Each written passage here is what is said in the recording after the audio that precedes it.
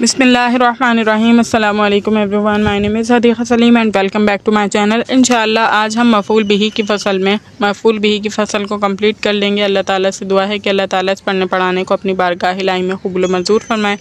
तो सबसे पहले हम इसके एराब को देखेंगे, उसके बाद तर्जुमा और उसके बाद तशरीह को पढ़ेंगे। व इन काना मुअर्रफ़न बिल्लामी, यानी मुनादा की बात चल रही थी हमारी। अगर वो मुनादा जो है वो मुअर्रफ़ बिल्लाम हो, यानी अलिफ लाम उस मुनादा पर दाखिल हो, जैसे अर्रजुलु। क़ीला कहा गया है या अय्युहर रजुलु व या अय्यतुहल मरअतु, तो यानी ये बताया गया, ये कहा गया है कि जब मुनादा मुअर्रफ़ बिल्लाम हो तो उस सूरत में हरफ़ निदा और मुनादा के दरमियान अय्युहा और अय्यतुहा से फ़सल करना ज़रूरी है। मुज़क्कर में अय्युहा से फ़सल करना ज़रूरी हो जाता है और मुअन्नस में अय्यतुहा से फ़सल करना ज़रूरी हो जाता है। अभी इंशाअल्लाह आप इसकी पूरी तफसील पढ़ेंगे कि क्यों ज़रूरी हो जाता है। एक वर्बली मैं आपको गो थ्रू दे देती हूँ। यहाँ पर दरअसल बात यह है कि या हरफ़ निदा के ज़रिए से जो है ना, वो जो लफ्ज़ होता है वो ख़ास हो जाता है, और अय्यतुहा यानी अलिफ लाम के ज़रिए से भी जो इस्म होता है वो ख़ास हो जाता है। जब दो लफ्ज़ ऐसे हैं जिनकी वजह से ख़ास हो जाता है, तो अगर हम इनके दरमियान फ़सल ना करें तो हरफ़ तारीफ़ का जमा होना लाजिम आएगा और ये जायज़ नहीं है। इस वजह से अय्युहा और अय्यतुहा से हम फ़सल करेंगे। फिर इसकी तरकीब का भी एक क़ायदा यहाँ पर बताया जाएगा कि तरकीबी एतबार से अगर ये जो मुअर्रफ़ बिल्लाम है वो जो इसमें जामिद में से हो तो उस सूरत में अय्युन और अय्यतुन, यानी कि इस अय्युन और अय्यतुन को आप मुबदल मिन्हु और माबाद इसम को बदल बनाएंगे, और अगर इसका ताल्लुक़ मौसूफ़ सिफ़त से हो तो उस सूरत में अय्युन और अय्यतुन को आप मौसूफ़ और इसके बाद वाले इसमें मुश्तक़ को सिफ़त बनाएंगे। उसके बाद बताया जा रहा है वयजूज़ु तरक़ीमुल मुनादा व हुवा हस्फ़ु फ़ी आख़िरी लित्तख़फ़ीफ़ी, और जायज़ है तरक़ीमुल मुनादा, मुनादा के आखिर से कुछ हरफ़ों का हज़फ़ कर देना। वह हुआ हस्फ़ु फ़ी आख़िरी लित्तख़फ़ीफ़ी, और बता भी दिया कि क्या है वो तरक़ीम, के उसके आखिरी लफ्ज़ों को हज़फ़ कर देना, आखिरी ही लित्तख़फ़ीफ़ी तख़फ़ीफ़ के लिए, यानी कम हुरूफ़ को कम कर देने की वजह से। कमा तक़ूलु फ़ी मालिकी, जैसे आप कहेंगे मालिकी में या मालू या माली, ठीक है। वफ़ी मंसूर, और आप मंसूर में कहेंगे या मनसू, ठीक है, या मनसू कहेंगे, यानी इनमें हुरूफ़ की कमी कर दी ना, तो वही बताया जा रहा है। या वफ़ी उस्माना या उस्मो, ठीक है। और इन तमाम में क्या हुई है, हुरूफ़ की कमी करके बताई गई है। उसके बाद कहते हैं वयजूज़ु फ़ी आख़िरिल मुनादल मुरक़्क़म ज़म्माता, यानी जायज़ है मुनादा मुरक़्क़म के आखिर में ज़म्मा। वल हरकतुल असलियतु, और हरकत असलिया, यानी अभी बताया जाएगा। या ये आपने जो मंसूर से मंसू बनाया है, उस्मान से उस्मू बनाया है, इन तमाम सूरतों में जो है ना, इन पर अलामत रफ़ा भी दुरुस्त होती है और इनका असल एराब भी दुरुस्त होता है। मसलन देखिए, या मालिकू से या मालू, या माली, या मालिकू का अगर मैं एराब लगाऊँ, या मालिकू, इस तरह से एराब है इसके, ठीक है। मीम पर ज़बर है, लाम पर ज़ेर है और काफ पर पेश है। इस सूरत में ही बताया जा रहा है जब हम मुनादा को मुरक़्क़म कर देंगे, यानी या मालिकू से या मालू बना देंगे, तो इस सूरत में जो आखिरी लफ्ज़ लाम उस पर पेश भी जायज़ है और ज़ेर भी जायज़ है। ज़ेर क्यों जायज़ और पेश क्यों जायज़ है, इसकी वजह समझ लीजिए। पेश इसलिए जायज़ है कि अब ये मालिकू से या मालू बनने की सूरत में मुफ़रद मारफ़ा हो गया। मुफ़रद एक पर दलालत करने वाला और मारफ़ा यानी एक ख़ास नाम। तो जब ये मुफ़रद मारफ़ा हो गया और आपने पढ़ रखा है कि मुफ़रद मारफ़ा का एराब पेश वाला होता है, तो इस वजह से इस पर पेश आएगा। दूसरी बात कि तरक़ीम से पहले लाम के नीचे ज़ेर था। देखिए यहाँ पर तरक़ीम मालिकू था, मालिकू, तो इस सूरत में लाम के कसरा को ज़ाहिर करते हुए यहाँ पर हम या मालिकू रखेंगे, और इसी पर जो है ना क़यास करते हुए आप तमाम मिसालों को समझ सकते हैं। देखिए या हारी का भी यही हिसाब है। वालम अन्ना या मिन हुरूफ़िन निदाई, बताया गया है कि जान लीजिए कि हरफ़ निदा या जो है वह हरफ़ निदा में से वक़्त क़द तुस्तामलु फ़िल मंदूबी अयज़न, और ये कभी कभी इस्तेमाल होता है मंदूब में भी। मंदूब का मतलब ये होता है इज़हार रंजो गम के लिए। वहुवल मुतफ़ज्जिउ अलैहि, यानी ये वो है कि मुतफ़ज्जिउ अलैहि के गम का इज़हार किया जाए, अलैहि इस पर, बी या के ज़रिए, अव्वा ज़रिए, वाह के ज़रिए। कमा युक़ालु, जैसे कि कहा गया है, या ज़ैदाहू हाय ज़ैद व वा ज़ैदाहू हाय ज़ैद, फ़वा मुख्तस्सतुम बिल मंदूबी, वा तो मखसूस है मंदूब के साथ, व या मुश्तरिकतुम बैनन निदाई वल मंदूबी, और या जो है वो मुश्तरक है, यानी निदा में भी इस्तेमाल होता है, मंदूब में भी इस्तेमाल होता है। वह हुक्म हो, और उसका हुक्म फ़िल एराबी, एराब में, वल बिनाई, और मबनी होने में, मिसलु हुक्मुल मुनादा, हुक्म मुनादा के हुक्म में। यानी इस लाइन से बताया जा रहा है कि जिस तरह जैसे मुफरद मुआरफा जो मुनादा होता है वो मरफू होता है, इसी तरह मुज़ाफ़ और मुशाबे मुज़ाफ़ जो होता है वो मंसूब होता है। इसी तरह ये जो मंदूब होता है वो भी मुफरद मारफा होने की सूरत में हालत रफ़ा पर मबनी होता है, और मुज़ाफ़ और मुशाबे मुज़ाफ़ होने की सूरत में अलामत नसब पर मबनी होता है। यहाँ से इसकी तशरीह देखिए क्या बताया जा रहा है। यहाँ से मुसन्निफ़ रहमतुल्लाह अलैह ये बताना चाहते हैं कि अगर मुनादा मुआरफा हो तो हर्फ़ निदा और मुनादा के दरमियान मुज़क्कर में अय्युहा और मुअन्नस में अय्यतुहा से फ़सल करना ज़रूरी है। ठीक है, यानी एक नया क़ायदा बताया जा रहा है। इससे पहले आपने पढ़ लिया कि जैसे मुफरद मारफा हो तो ज़म्मा पर मबनी होता है, मुनादा मुज़ाफ़ हो या मुशाबे मुज़ाफ़ हो तो इस सूरत में फ़तहा पर मबनी होता है। तमाम सूरतें आपने पढ़ ली। अब यहाँ पर एक ऐसे मुनादा की बात की जा रही है जिस पर अलिफ लाम दाखिल हो। तो बताया ये गया कि अलिफ लाम दाखिल होने वाले मुनादा पर आपका करना ये होगा कि अगर वो मुज़क्कर है मुनादा तो आप उसके शुरू में अय्युहा लेकर आएँ, और अगर वो मुअन्नस है तो फिर अय्यतुहा से फ़सल करना हर्फ़ निदा और मुनादा के दरमियान ज़रूरी हो जाएगा। जैसे इसकी मिसालें बताई हुई हैं, या अय्युहा रजुलु या अय्यतुहल मरअतु, ये दोनों मिसालें बता दी। उसके बाद कहा जा रहा है कि अगर फ़सल नहीं करेंगे तो हर्फ़ निदा और अलिफ लाम हर्फ़ तारीफ़ यानी दो आले तारीफ़ का एक साथ जमा होना लाजिम आएगा, और ये जायज़ नहीं है, इसलिए फ़सल करना ज़रूरी है। ठीक है, यहाँ पर ये बात बताई गई कि अगर हम अय्युहा और अय्यतुहा से फ़सल नहीं करेंगे तब क्या होगा। तो तब ये होगा कि या भी हर्फ़ निदा है, हर्फ़ निदा अपने माबाद इस्म को जो है ख़ास कर देता है, मारफा बना देता है, और अलिफ लाम भी किसी इस्म को ख़ास और मारफा बना देता है।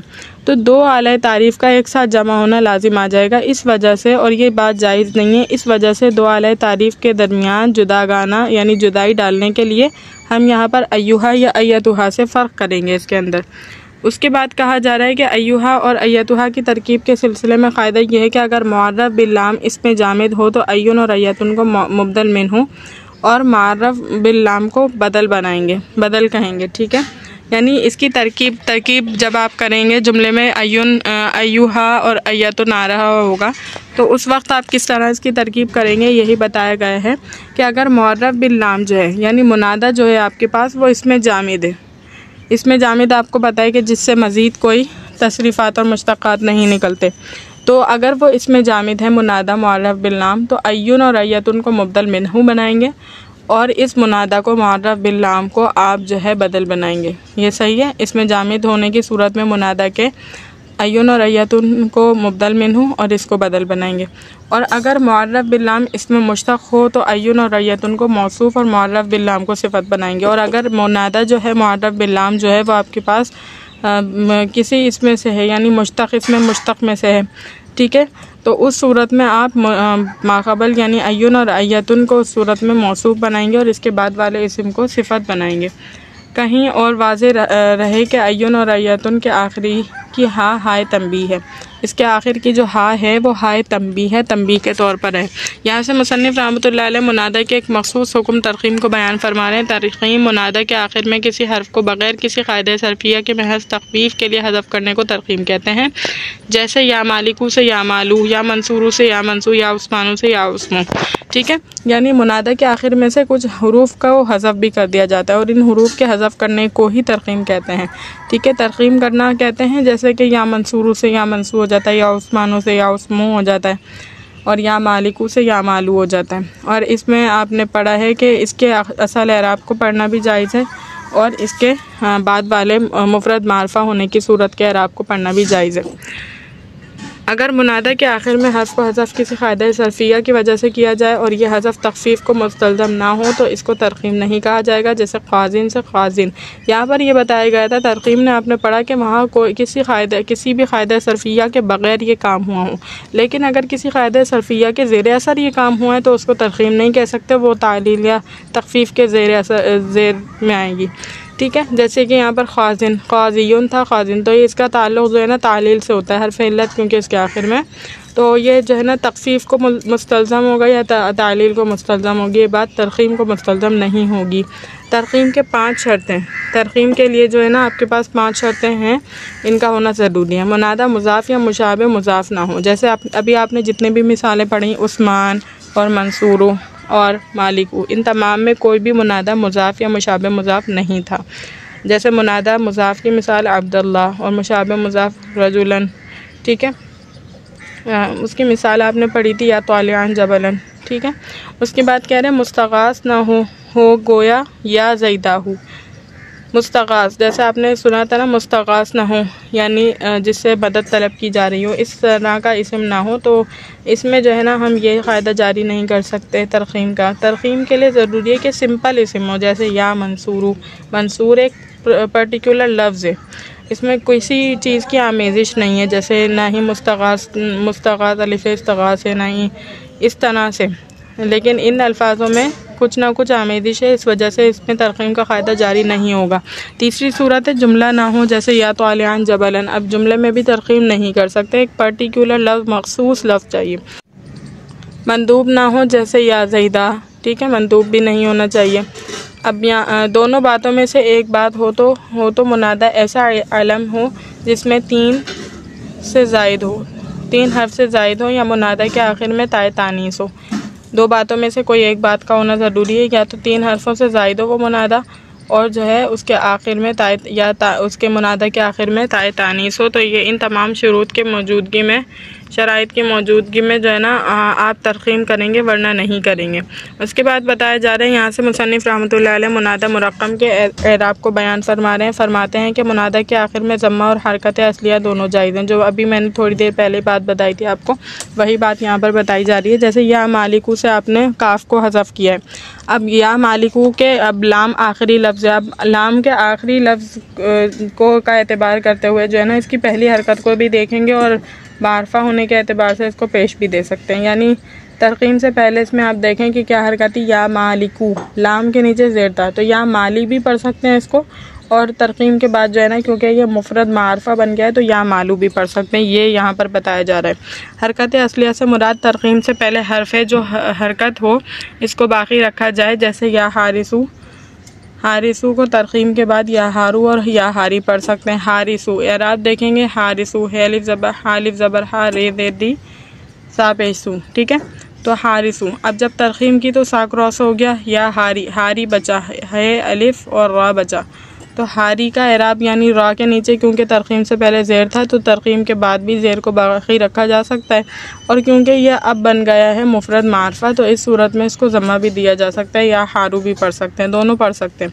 ज़म्मा इसके लिए मुफ़रद मारफा ज़म्मा पर मबनी होता है, और कसरा इसलिए कि तरक़ीम से पहले कसरा इसकी हर्फ़ असलिया है। अच्छा, ये दोनों की दलीलें भी बता दी कि ज़म्मा क्यों पढ़ रहे, कसरा क्यों पढ़ रहे। ज़म्मा इसलिए पढ़ रहे हैं कि मुफ़रद मारफा बन गया है इस्म तरक़ीम के बाद, और कसरा इसलिए पढ़ रहे हैं कि वो उसके पहले हुर्फ़ की मुशाबिहत करते हुए हम इस पर कसरा पढ़ रहे हैं, ठीक है। उसके बाद देखिए, चूँकि हर्फ़ निदा में से या निदा और मंदूब दोनों के लिए इस्तेमाल होता है, इसीलिए मुसन्निफ़ रहमतुल्लाह अलैह ने मंदूब की तारीफ़ और इसका हुक्म भी यहाँ बयान कर दिया है। मंदूब के लिए या जो होता है वो मंदूब और मुनादा दोनों के लिए इस्तेमाल होता है, इसलिए मंदूब की तारीफ़ यहाँ पर मुसन्निफ़ रहमतुल्लाह अलैह ने बयान फरमा दी है। मंदूब वो इस्म है जिस पर या वा के ज़रिए इजहार रंज और गम किया जाए, जैसे या ज़ैदा या वा ज़ैदा हाय ज़ैद, सही। तो यहाँ पर जो या है मंदूब का इस फसल से कोई ताल्लुक़ नहीं है, लेकिन या जो है वो मंदूब में भी इस्तेमाल होता है। इस वजह से क्योंकि या के इस्तेमालात बता रहे थे तो या मंदूब में भी इस्तेमाल होता है, इस वजह से मंदूब का जिक्र यहाँ फरमा दिया। और मंदूब के का मतलब क्या होता है, जिसमें इजहार गम रंज का इजहार किया जाए, जैसे या ज़ैदा हाय ज़ैद, सही। उसके बाद बताया जा रहा है मंदूब का हुक्म मुअर्रब और मबनी होने की वही है होता है जो मुनादा का है, यानी मुनादा मुफ़रद मारफा होने की सूरत में मबनी पर रफ़ा होता है और मुज़ाफ़ होने की सूरत में मबनी पर नसब होता है। इसी तरह मंदूब मुफ़रद मारफ होने की सूरत में मबनी पर अलामत रफ़ा होता है और मुज़ाफ़ होने की सूरत में मबनी पर नसब होता है, जैसे या ज़ैदू वा ज़ैदू, ठीक है, या ज़ैदू वा ज़ैदू या अब्दुल्लाह। इन तमाम सूरतों में मुनादा मंदूब को इस्तेमाल किया गया है, मंदूब बताया गया है। तो इसमें वही है, पूरी सूरत वही है जो मुनादा की होती है, मंदूब की भी वही होती है। जैसे मुफ़रद मारफा होने की सूरत में अलामत रफ़ा पर मबनी होता है, मुज़ाफ़ होने की सूरत में अलामत नसब पर मबनी होता है, और इसी तरह मुज़ाफ़ मुशाबह मुज़ाफ़ होने की सूरत में भी अलामत नसब पर मबनी होता है। इस तरह बता रहे हैं जिस तरह हर्फ़ निदा में से या मंदूब के लिए आता है, इसी तरह वा भी मंदूब के लिए इस्तेमाल होता है। अलबत्ता दोनों में फ़र्क सिर्फ इतना है कि या हर्फ़ निदा मंदूब दोनों के लिए मुश्तरक है, और जबकि वा हर्फ़ मंदूब के लिए ख़ास है। या के बारे में बता दिया कि या जो है हरफ निदा और मुनादा यानी मुनादा और मंदूब दोनों के लिए आता है, जबकि वा जो है वो मंदूब के लिए आता है। ठीक है, उम्मीद करती हूँ लेक्चर अच्छी तरीके से समझ आया होगा। अल्लाह ताला से दुआ है कि अल्लाह ताला इस पढ़ने पढ़ाने को अपनी बारगाह इलाही में कबूल मंजूर फरमाए। व आखिरुद्दावाना अनिल हम्दुलिल्लाहि रब्बिल आलमीन। अस्सलामु अलैकुम।